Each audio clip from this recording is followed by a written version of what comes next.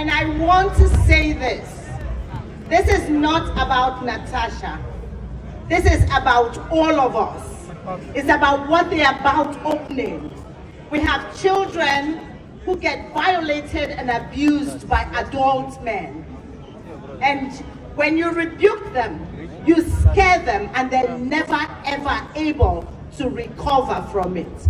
You have a lot of adult women today who are suffering as a result of that action, carried out either by parents or by relatives.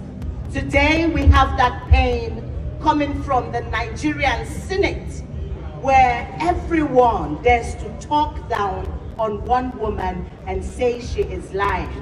One day it will be our turn.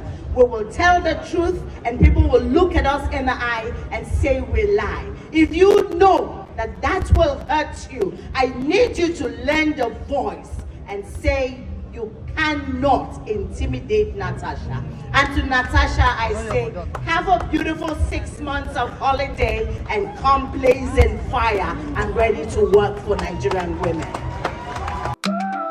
In the heart of the city where stories unfold, NjenjeMedia TV shining bright and bold, bringing news from the corners of the globe, connects us together no matter the road.